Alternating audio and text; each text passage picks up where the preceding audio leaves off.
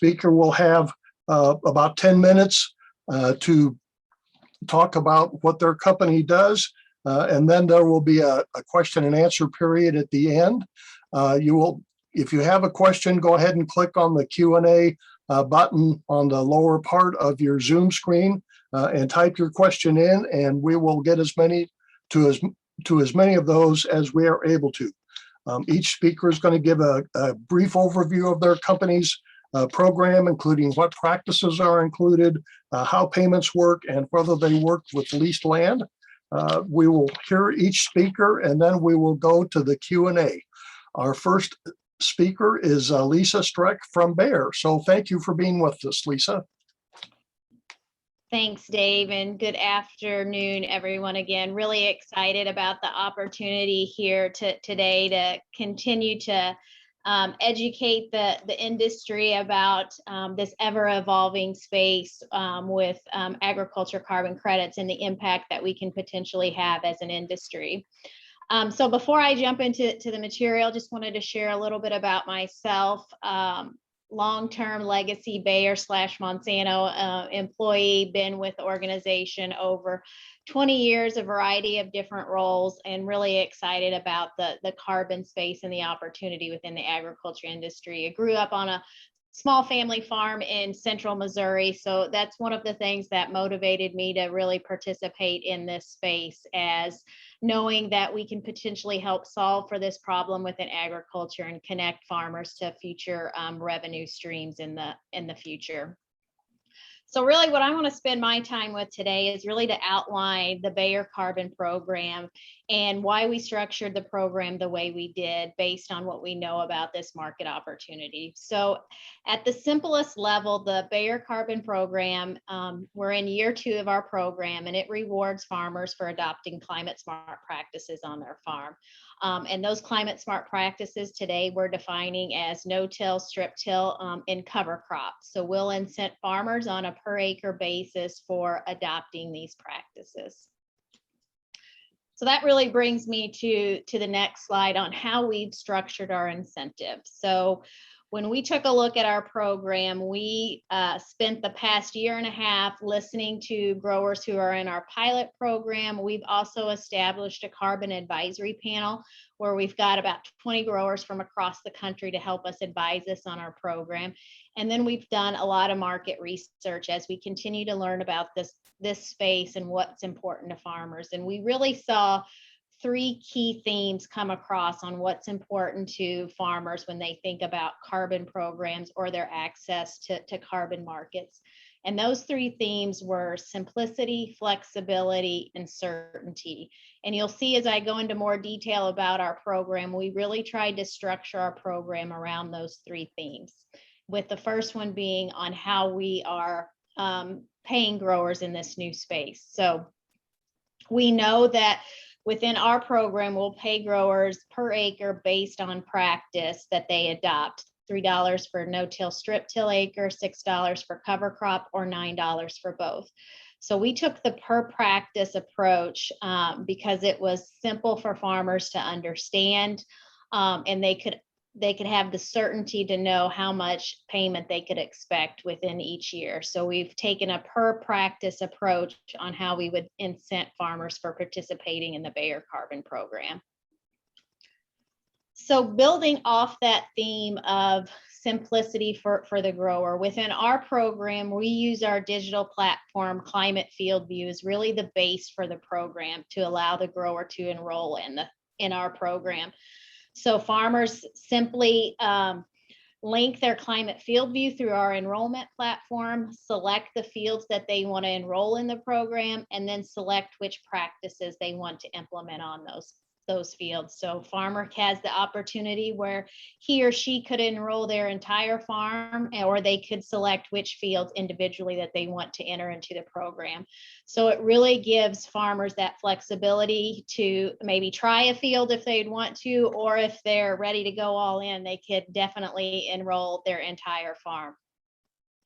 So then as the farmers implement these practices on their farm, within Bayer, they've got access to our teams of agronomists to help them as they transition to these activities or potentially continue to have these practices on their farm. So we're there to really support them through that process. Through the verification and validation process, Bayer takes on all that complexity and cost behind the scenes, so no concern from the farmer if they have to go back and potentially do any soil sampling. We'll take care of that for them. And as I mentioned, another theme within the program is that certainty. So upon verification and validation, if the farmer has implemented these practices, they'll have that certainty of receiving the payment. And then Bayer takes on that complexity of registering the carbon credits as based on the practices that were implemented on the farm. So a common question that we get asked a lot is, well, which fields of my farm are eligible? As we know, there's multiple programs out in the marketplace today and different requirements within those programs.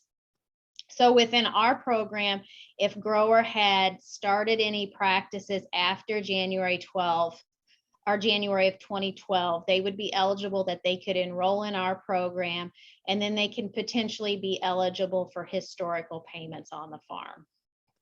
And then if grower has not yet started those practices, they would be eligible to enroll in our program. No historical payment, but they would qualify for future payments.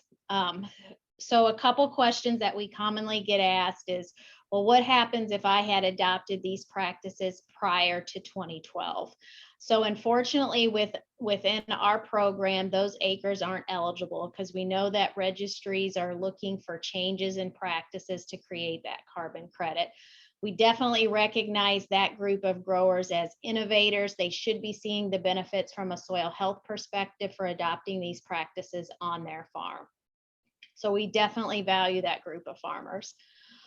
We have just recently, with our 2021 enrollment period, expanded our geography. So we've added an additional 8 states to our geography. So we've got a 17-state coverage area for an eligibility to participate in our program.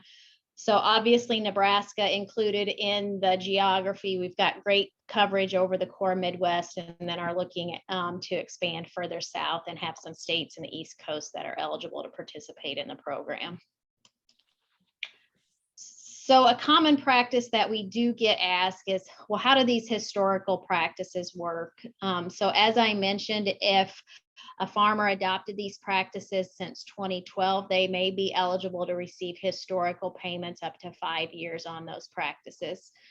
So we'll work with growers on an individual basis and understand the amount of data that we would need to collect on those farms. So we'll work with the grower to understand what data they do have and then what data they need.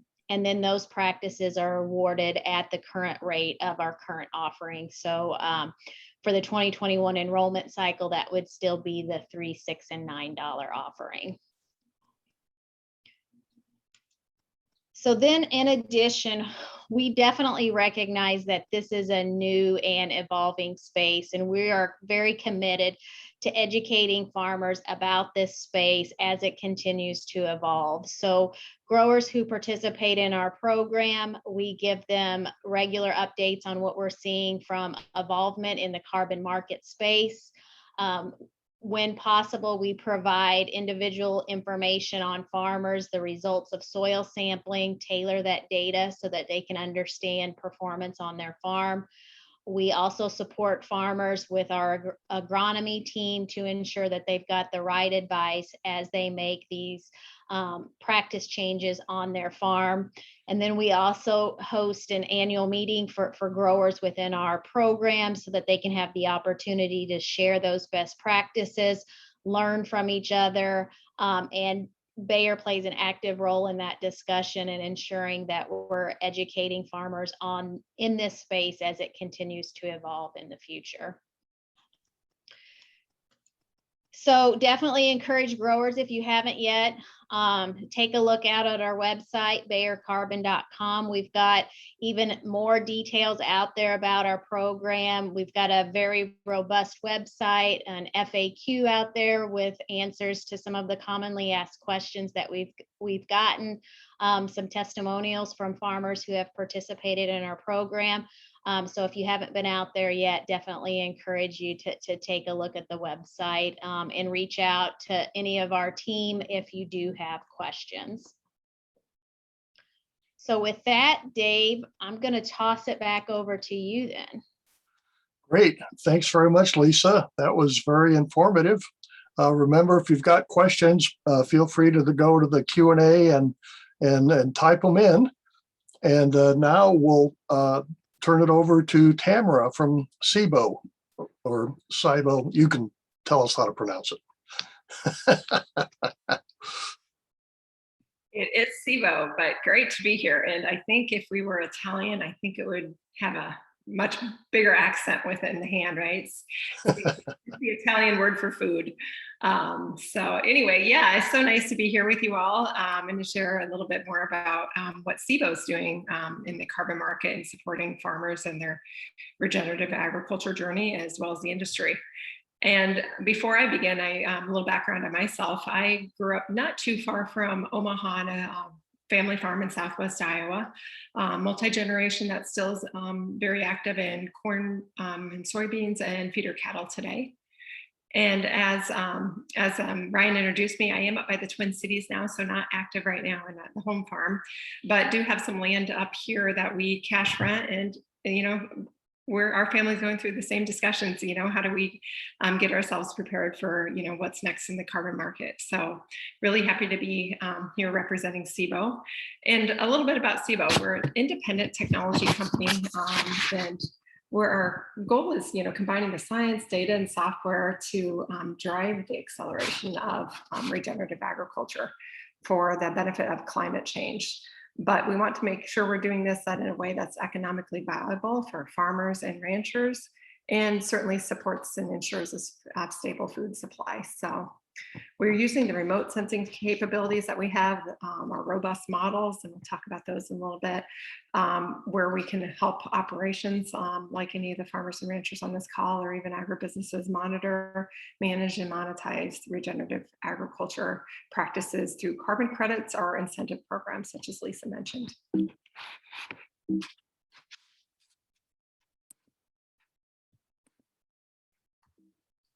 All right, now if I can get it to advance screen for me, since I'm in full screen here. There we go, perfect. So CIBO at a glance, we were founded by Flagship Pioneering. The Flagship is known for finding science projects at universities and funding them to help incubate them and help them grow. And really, I'm surrounded by a lot of smart people, basically, is what this slide's showing. We've got a lot of PhDs on staff and decades of experience, both in our SALIS model, but also in soil science, data analysis, and crop science, involved in making our models, our algorithms, all the data works that help us create models that work at scale and help us do it remotely, so the cost is minimized at a grower level, as well as the data input at a grower level.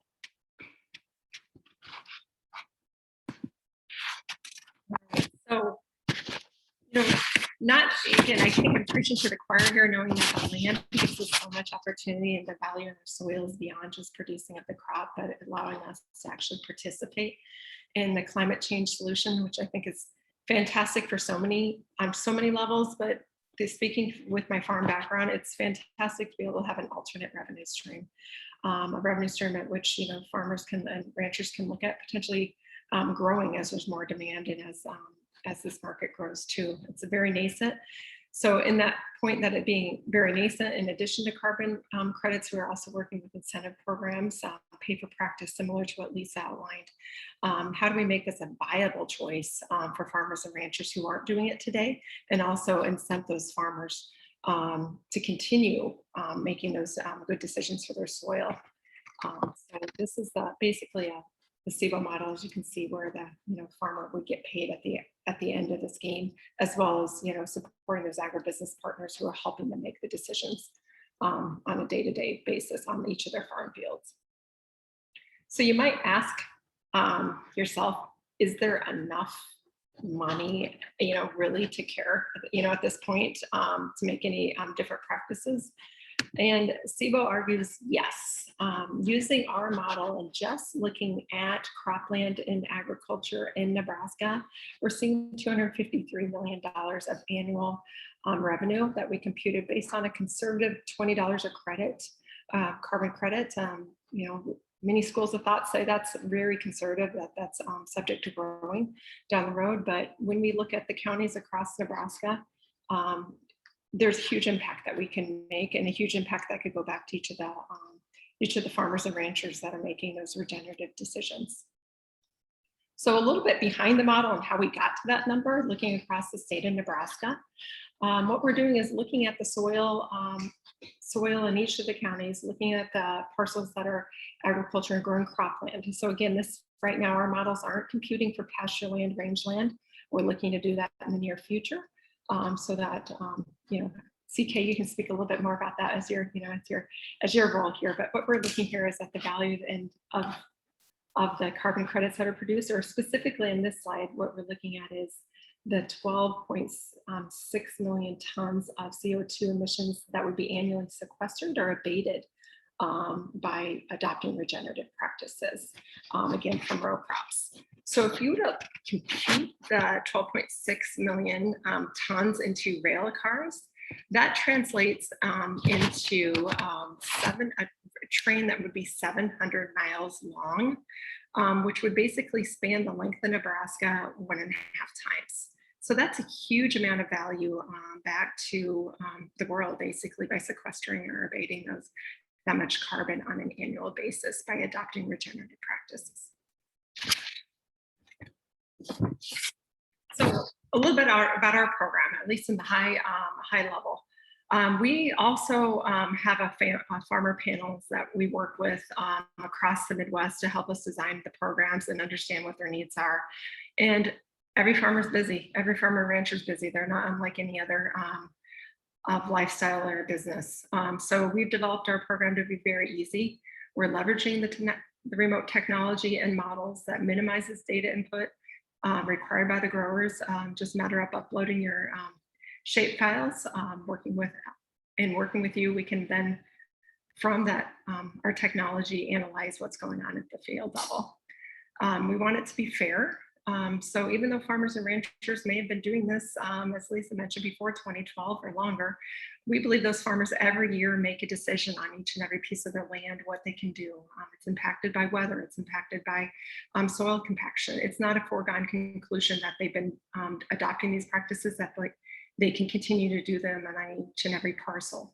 So that our programs are set up to be annual in nature, so that a farmer, if they have to make some decisions, or a rancher different on their pieces of land, that it's still fair to them to make that decision from year to year. So there's not that clawback. So that flexibility does allow it to align with that annual decision making. And profitable, we get it. How farming and ranching is today is based on following the profits and being economics and following what the markets need on a regular basis. So we're determined at CIBO is to work with other programs, other organizations, food-based companies, and other folks trying to abate or reduce their greenhouse gas footprint, to be able to drive a value for the carbon credits, and also identify programs where we can incent or do pay for practices. A little bit more about our carbon offerings specifically. As I just mentioned, right now we're working fully on squarely in corn and soybeans. We've also got a few other crops definitely on the docket, wheat, cotton, peas, pasture right behind it. But we're working in 3 different areas. First one being a registry, like a Vera or a formal exchange where there's a carbon offset credit created. Those requirements reduce tillage, cover crops, and reduce nitrogen to meet those standards. Eligible or new practices since 2020. Again, those are a little bit stringent. Again, Lisa, I mentioned that earlier, and requirements to show additionality. So only some growers may be able to participate due to that. The grower commitment for those types of credits are typically longer. We're working on a shorter, again, an annual that would apply for these, as we would have a pool of credits. So if changes happen, we'd be able to reduce farmer level risk by having a pool CIBO would draw upon. So we could reduce that commitment under 10 years and at 1 year if that's eligible, or if that's the ideal for the farmer. The pricing estimate, and again, I'm saying estimate, it's a market's fluctuation and subject to change, but the pricing estimate we're looking at for those is a $50 per credit. And the program's starting next year, and we're accepting enrollment now for those offset credits. Second column's talking about the CIBO emission reduction units. So where can we work with organizations that are trying to reduce their footprint and don't require the offset and the stringent protocols that are coming from the registry? So like the registry credit, the eligibility is currently right now limited to where our model is and where we're confident to be able to make those calculations, so corn and soy, but in the future you'll see it expanding. And the same requirements, reduced tillage, cover crop, indoor, reduced nitrogen would apply for those CIBO emission reduction units. The grower commitment is on an annual basis, and we're estimating that pricing being starting at $20 a credit. And we're seeking or accepting enrollment now, and right now we're actively seeking buyers on that on a larger scale. The custom incentive is more, those are flexible. Those are what we're working out with the different partner organizations. Some of them are certainly pay for practice. Some of them are slightly different in nature, and they're definitely flexible, and they're definitely various depending on who our partner is. But we do have some partners in Nebraska we're working with in the region so that we can help get some payments for farmers as these other markets grow for them too. And I think one of the questions that I had been asked to talk about on this slide too was the ability to stack credits. So custom incentives could come from a number of different organizations that you're working with. Perhaps you're selling your regenerative grain for a premium. You're also getting a premium from your input company. Those can stack up. And then thirdly, if there's some government program that you can take advantage of for these practices you're adopting, all those can stack up and be, additional for a grower per acre or per that commodity. The registry credits can only be sold once though, so I just want to point out the difference in those. And finally, as I was just mentioning, we're really excited about where we're seeing the market going, but there's still a lot of unknowns. We're learning in this together, and that's why it's so important that we have our farmers that are helping guide us, and we have our partners in into the industry helping make a difference and helping make sure the solutions do apply for best for farmers and ranchers. So if you're interested in knowing more, please first of all just check with your local grain merchandisers, cooperatives, or ag retailers. And we're working with a lot of them and ask them about how you can get involved via the CIBO platform. And if you want to know more, there's a website right there on cibotechnologies.com/farmers that you can reach out to us. Thank you, and I'll turn it back over to Dave.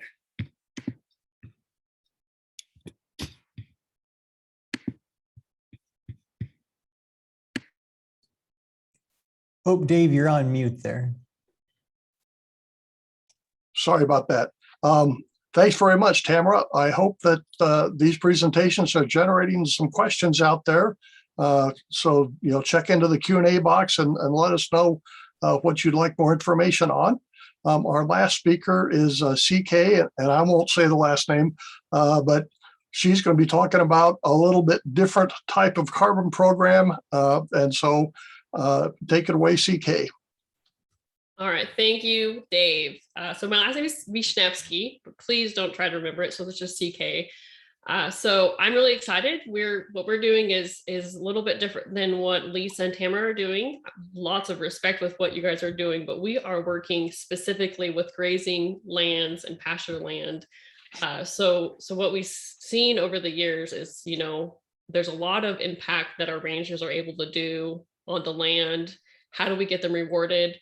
So let's do this and create an opportunity for you as a landowner to be rewarded for the carbon that you're storing in your soil year after year. So basically, it's not new science, but what we're doing is through natural photosynthesis, carbon is drawn down out of the atmosphere and stored in through that root system in your plants.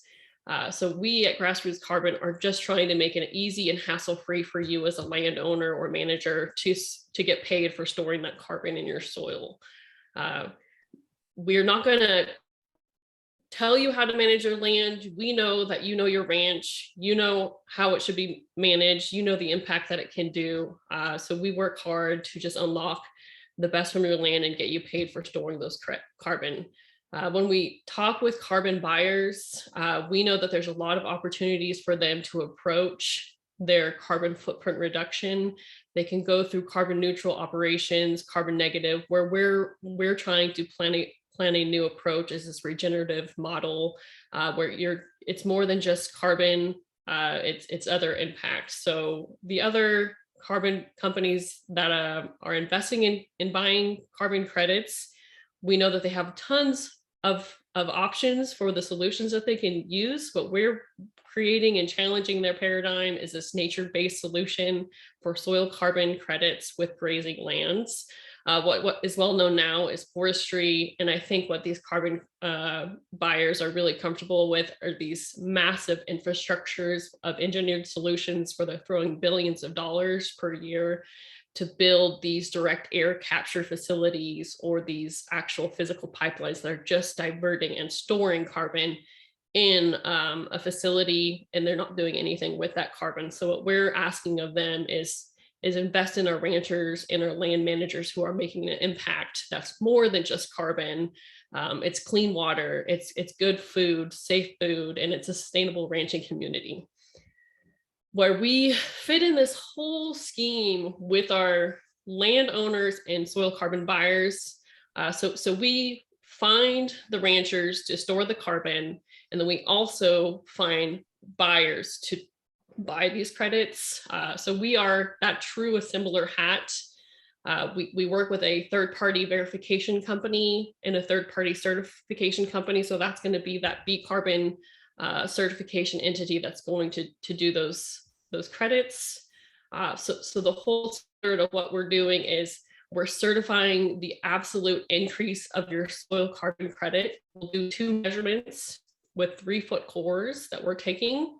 Year 1 is when we take the initial measurement, and then in year 5 we come out and see how much carbon did you store from those 5 years, so that you're not waiting 5 years to get paid. We're going to do a certified pre-assessment of what your carbon accrual will be for years 1 through 4. So you'll get annual payments. It's not going to be at a fixed price. And it's also, it's really going to be based off of what you can control, which is the number one is your management. So the biggest thing is the no-till practices. Anything that's going to be in favor of soil health is what we want you to do, but we're not going to tell you how to manage your land. We'll be able to see based off your soil type, your climate, your rainfall in the survey, the type of management protocols that you're doing as a rancher, what your potential carbon accrual is per acre per year on a tonnage base. And then you'll be able to see, is this a good fit for what you're doing? Is this going to incentivize me to actually proactively manage in a way that's with nature, because I'm going to get paid more for doing that. When we're doing those soil carbon measurements, again, we're doing those 3-foot cores. We're doing a stratified sample of the different soil types that are in your boundaries of the land that you own and have signed. We're going to take into account vegetation, grass types, any trees, shrub, water, grass cover. We're also going to send out, the third party company that's coming out to those samples. It's not going to be on a per acre basis. It's going to be based off of that soil type. So you'll see these different colors. Those are different stratas of the soil type, so that they get a representative model of how your whole land is as far as productivity. What we've been able to do is we offer a product called Pasture Map. So we have 4 million acres grazing customers in Pasture Map that we're able to get paid for this carbon credits, so that you can see your data and you can actually use insights to improve from a low to a higher carbon model. You'll be able to gain these insights for mapping out your whole land base, tracking the different soil statistics that we put in there so that you have that reporting done, and then we'll offer resources to figure out how do we get you paid more. So as you guys know, there's no established carbon trading scheme or carbon tax established here. It's very much the wild, wild west of carbon credits. We do not think this is going away. We see a lot of talk, and Europe is leading the way at that $22 per ton. We still think that that's too low. And the closest one we got was to California, is a $17 per tonnage a lift project that they did in 2020. So we not only do not want you as the ranchers who are participating to be stuck in this fixed price, because I think one of the questions that we get from some of our landowners is, okay, well, I'm going to wait a year to sign up because it's going to be $50 a ton is what they're predicting. And so that you're not missing out on that revenue being stuck at let's say $17 a ton like California is doing. You're going to have that profit share passed in to you for the next year of sales. So you don't miss an opportunity to participate, and you're not stuck at a smaller rate. Because we are working with also carbon buyers, what we've been able to do with our whole company is we want demand before we have supply. So you as a landowner or rancher would be our supplier. We want to definitely have carbon storage purchase agreements with companies at a higher demand than we have supply, so that ranchers aren't waiting years to get paid. So for instance, Marathon Oil purchased 55,000 tons of carbon from us last year. We were able to fill that with 60,000 acres in Texas. So they signed with us in April. They should be getting their first year payment this September if everything goes according to the proposals that we've sent to BCarbon. Again, just that is what we do. We work with the landowners. We wear all those hats for you, so you don't have to have another thing to do in your workplace as far as doing the paperwork, the proposals, scheduling the measurements, certifying those credits, and actually finding a buyer that fits with the tons of carbon you'll have. We do all of that for you. So basically our whole principle is we want you to work with nature, not against nature, so that we can see an impact like Bayer and CIBO are doing, is we're focusing on soil health, because it's more than just carbon credits. It's everything else that's going to help climate resiliency. We're using the BCarbon principle because it's really created to be landowner friendly. So some of our ranchers that are amazing ranchers, they've been doing it for 10, 20 years. They wouldn't be able to participate if they wanted to do this with another standard. So some of the standards you can't participate. It's profitable, makes economic sense if your neighbors are doing it or if you've already been doing it. So we know that there's also this permanence issue and adoption of specific management required. BCarbon doesn't require that. They want the ranchers in control to determine what's best for their land. The permanence, where you actually keep that storage in a rolling commitment, is 10 years. Some of the other standards is 20 to 100 years. I don't know anyone that can sign a 100-year contract. I don't think I'll be around for that. Confidently, I think I can say that. Early adopters wouldn't be allowed in some of the other standards. And then there's common practice that's not allowed. We think that these ranchers who have been doing it just because it was the right thing to do should be rewarded for doing that. And it's okay that it makes economic sense to do that too. So the biggest things we want you to be aware of if you're signed a contract with us is traditional tillage is going to destroy vegetation, roots, microbes, and soil carbon. So you're not going to have carbon increase. So we wouldn't be able to sign that. We don't want you to use any traditional artificial fertilizers, pesticides, and herbicides that can easily damage your soil ecology or destroy soil health. So the biggest thing is we want you to manage for soil health. You get to decide what that is, and we will offer resources so that you manage your land as a connected living system. And then here's some of my contact information, ck@buildgrassroots.com. Just one last thing is Grassroots Carbon is a public benefit LLC. So because we have that structure where we are a for-profit business, not everything is legally implicated that we have to make every decision on a for-profit for the decisions. So we want the ranchers to be the priority being rewarded, and then we just get to be a small part of really all the work that you're doing. And that was really fast, so I'll take it back to you. Okay, thanks very much, CK. This has been very informative. I know I've looked a lot. It's time to move to our question and answer segment. The first thing, and I'll just throw this out to all three of you. The first one is, does your program work with tenants on rented land? And if so, how does it do that? And maybe I'll just start with Lisa and go in the order that you presented. Yeah, Dave, no problem. Appreciate that question for sure. So within the contract structure of the program at Bayer, we do have an addendum within the program where if you are operating on rented land, it's an awareness to the landowner that you're participating in the program and assuring that you've got the right level of permissions to do so. So there is an opportunity for rented ground to participate in the Bayer Carbon program. So they basically need to check with their landlord and get that squared away would be. Yep. Make sure Okay. they've got the right level of permissions to participate. Okay, Tamara.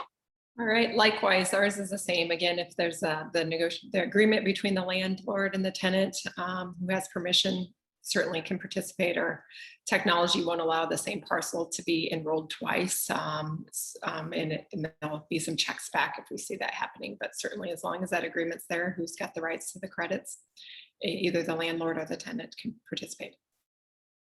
Thank you. CK. Yeah, so we actually have some contracts with people who are leasing. The biggest thing is you have to meet that permanency requirement. So it's the contracts from the start to finish are 15 years in length. And we also do have to have the legal landowner aware of what's happening, just for any kind of legal implications that might come of what's being happening on that. Okay, thank you. Now, one question that has come up in different carbon meetings that I've attended is this question of lookbacks. And I'm not sure I understand it very well. I don't think I could explain it very well. So again, I'll just toss it to Lisa and then we'll go around the horn again. Do you guys have lookbacks in your contracts? So I guess just to make sure that I understand on look backs, within our program, we are allowing those farmers who have started these practices since 2012 to participate in the program. So there is that opportunity that they can participate and that they can also capture historical rewards for those practices. So within the program, we'll work with the farmer on an individual basis, understand what they've got from, a data perspective so that we can really support them in our ability to create a carbon credit off of those historical practices. Let me expand a little bit on the question. My understanding, and I may be wrong, but my understanding is that sometimes if you've gotten paid and then at some point down the road the company does another check to make sure that the carbon that was supposed to be there is still there or something like that, and if you come up short, then you don't get any more payments until you're back up to the carbon level is up to where it was when you got your last payment, and then from that point on, you would maybe then be entitled to additional payments under the contract. Does that sound familiar to anybody, or? And I can expand there a little bit, Dave, on our program, since we're paying the farmer on practices, right? When we look at the core basis of our program is, did the farmer implement these practices, yes or no? So that's what we're using within our program to determine payment, not the amount of carbon that's sequestered, is currently how our program's structured today. So today that question doesn't really apply to the Bayer program, because we're paying off of practices and verifying, validating that the farmer implemented those practices. Good. Tamara. All right, so our incentive programs would similar answer to as Lisa's, that it's a pay for practice. And then the CIBO regenerative units on an annual basis. So once it's verified and generates a unit, and then it's paid on it. It's not going beyond a year. Those that sign up with us for the registry, where they're looking at participating longer than a year in those programs and the validation, there is a holding pattern, if you will, right now with the registry. How I understand is if say you enrolled your fields from 2020, they would be monitored and the credit wouldn't be generated till 2022. So and then the payment would happen after that. And that's, kind of parcel points in what we had talked about earlier of, what's the delayed payment. And that's why CIBO is going after two different approaches of how do we generate incentives for what you're doing today with our programs or other programs being brought to you as some of the more delayed payments come through when the registry that has more stringencies requires that. Great, thanks. CK?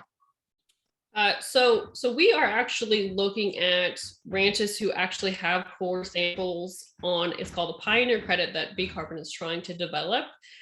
So if we think those samples are robust enough for the data, because we're selling actual measurements of true soil increase from year after year, they will be able to get kind of look back payments that we can certify for the year and get them that check. And I just wanted to mention too, I think I didn't mention is our landowners are not paying any participation fee. We're paying for those measurements and for the certification. So that is something that we thought was really important, that landowners and ranchers in particular don't have a lot of cash flowing around.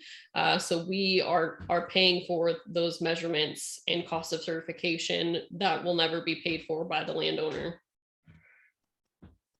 Okay, thank you. Here is a question for Lisa.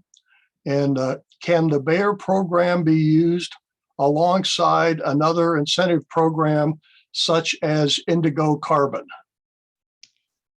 So great question, Dave. And so today within the different carbon credit programs, if the goal of these programs is to reduce the amount of greenhouse gases, it's one program per field. So in the Bayer Carbon Indigo example, the grower would be eligible to only enroll in one of those programs. Now, if there are other local and government programs that have a different goal in mind, those programs can be potentially layered on top of each other.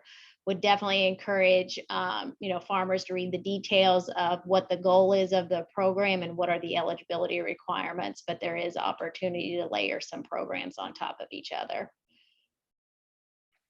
Okay, thank you. Okay, this next one is I think that's for me. Oh, pardon? From Alex. Oh yeah, go for it. Yeah. So Alex, you're not wrong. So we're paying for those very expensive samples just to so you're aware of that. And it does vary across soil type. We're doing the sampling depth at the 3-foot core.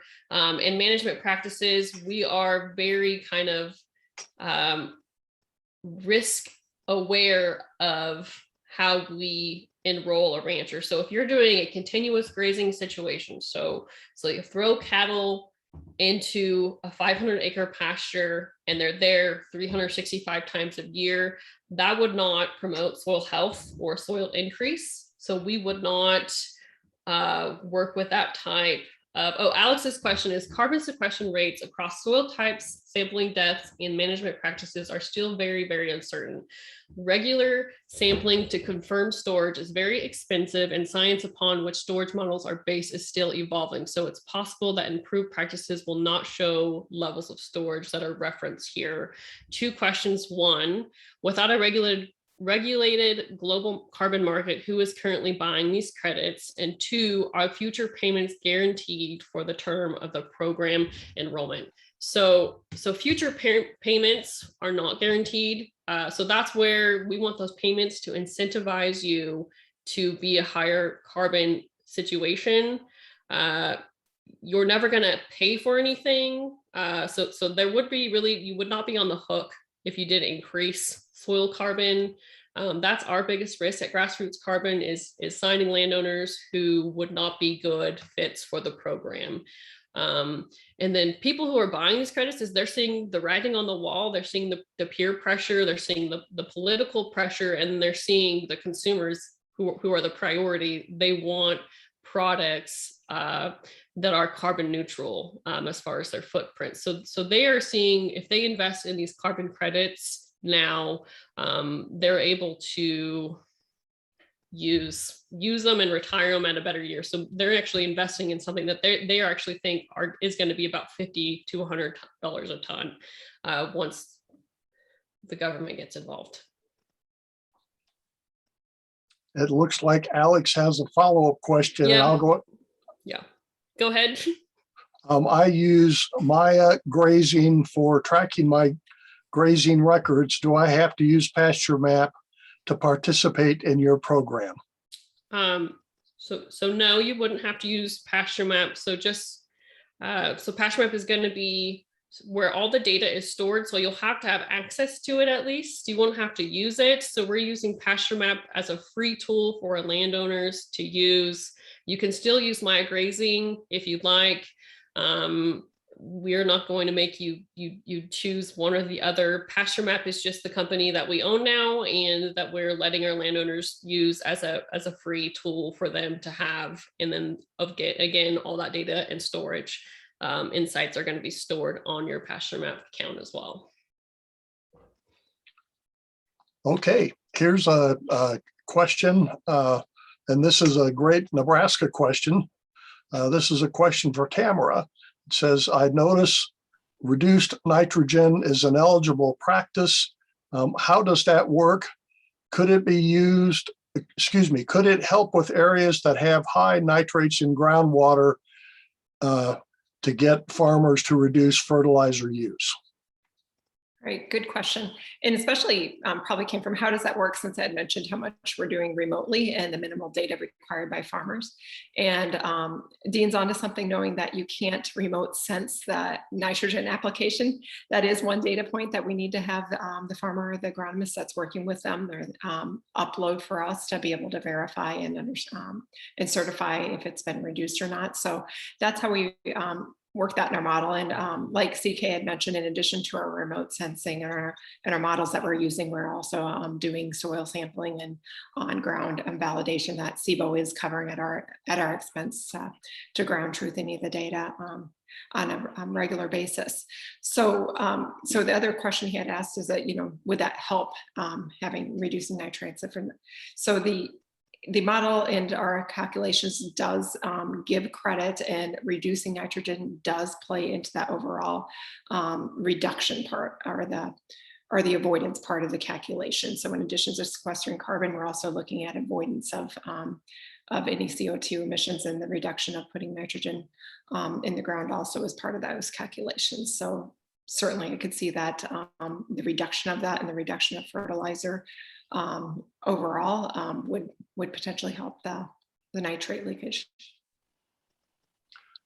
Thank you. Here's one that all of you can respond to. Are there any conflicts with your program and land enrolled in CRP program?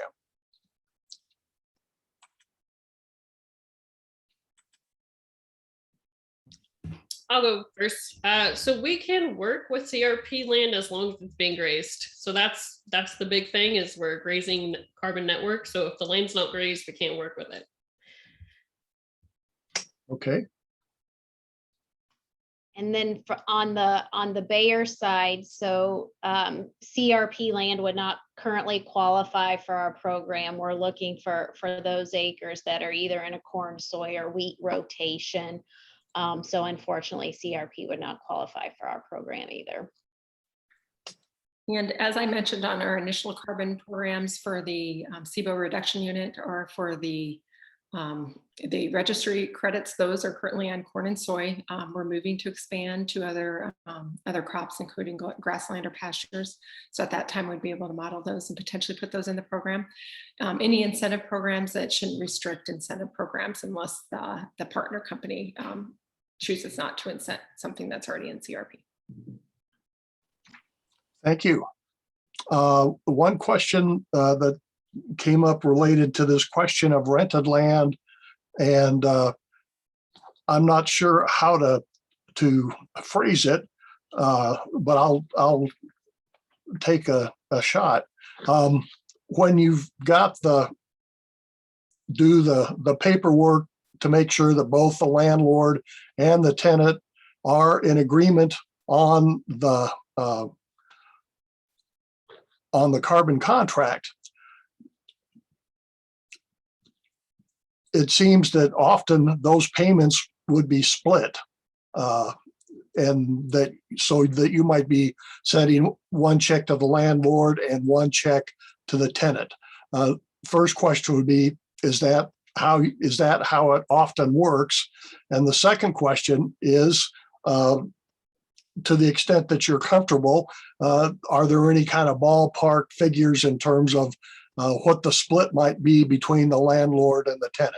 That's probably the biggest question mark we have in Nebraska, is how to try to fairly divide this up between the landlord and the tenant, under a variety of circumstances, of course. So I'm very interested in what you all might have to say on that. I can start here and take a shot, and I'm sure Tamara and CK have a perspective as well too. I would just reiterate, this is an evolving space, right? And we all know that the relationship between tenant and landowner are different, right? Depending on the different arrangements. So I wouldn't feel like I should make a comment on what is the best way or what has happened, but I can comment on how we structured it at Bayer. So through our contract, it's with the farmer. So like I said, then the farmer has that relationship with the landowner, has the right permissions, and then we really leave it up to the landowner and the tenant to work through how they would want to share that additional revenue stream from participating in the program. I think it highlights a continuing evolution in this space to understand what that relationship will look like between the tenant and the landowner in the future. Okay, yeah, no, I'm not looking for a best. I'm just kind of interested in what's happening now as maybe a guide to where people might be willing to go. That's just to clarify that. So. Yeah. And we don't have visibility into that split since our contract is with the farmer in that example, Dave. Sure, thank you. And at CIBO, I can't provide any more visibility into the split either. Again, it's between the farmer and their landlords. So I have not seen those splits, and I imagine they're regional and I guess a case-by-case basis, as Lisa said. But we do get that question often asked, and how does this work? And if my contract on the credit's different than the lease agreement, right? So there's definitely details to be worked out, and they're not trivial. And I think as the value of the carbon market grows, it'll become even more key that the farmer and ranchers have those agreements worked out, and legally too, not just a handshake. Yeah, I think so. My answer is pretty similar to Lisa and Tamara's. I think this is a great way for some of our leaseholders who have shorter term lease to negotiate a longer contract or a better contract at a different land. I think also something that we just have an opinion on is, the work being done is probably by the farmer or the tenant, so they should be getting rewarded for the work they're doing, and the landowner also get rewarded for owning the land. So those contracts are not issued payments through two different profit shares split. That's going to be between the landowner and the leaseholder, and then we'll sign the payment over to the person who owns the land. Yeah. Good. Okay, one last question, and this one looks like it's for CK. On pastures, can ranchers use herbicides or pesticides to control noxious weeds and still get full credit? How is that handled in your program? Right. So a couple of things is BCarbon allows with their standard 2% of your total signed and certified acreage. So it's like a buffer for soil disturbance or soil destruction is what they say. So if you're doing spot spraying for, like, let's say Cerisa lespedeza or some invasive cedar, you can do that if it fits into that 2% buffer. BCarbon allows mechanical clearing and burning, controlled burns, to happen. So that is part of their protocol that you can do. As far as pesticides, fertilizers, and herbicides to use, they don't actually have a published list of what you can or cannot use. So I think we'd have to take that on a case by case basis in our proposal to see if we can make that work. Okay, well, I'd like to thank all three of our speakers. This has been a very enlightening conversation, and I hope that folks will come away with more information than they have before. Just a quick reminder, it's carbon credits are very new, as we all acknowledge, and the wild west out.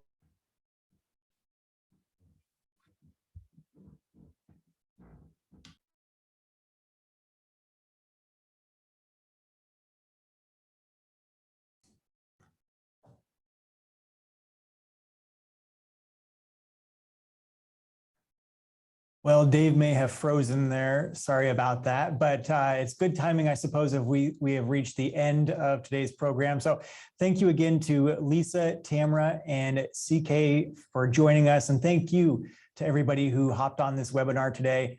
A recording of it will be available on our website at the Center for Ag Profitability, cap.unl.edu. And we'll put that up on the screen right here. Just a reminder too, that a host of other resources for ag carbon are available there as well. We'll be back next week with another webinar on Thursday at noon with Jeff Tranel from Colorado State University about estate planning, succession, and legacy on the farmer ranch. And I see Dave is back now with us. Did you have any parting comments, Dave? All right. You're muted there, Dave. Sorry. Yeah, just be sure and check with your contract before you sign, and we'll leave it at that. All right. Thanks again to our panelists and for everyone for joining us today. I hope you have a great afternoon.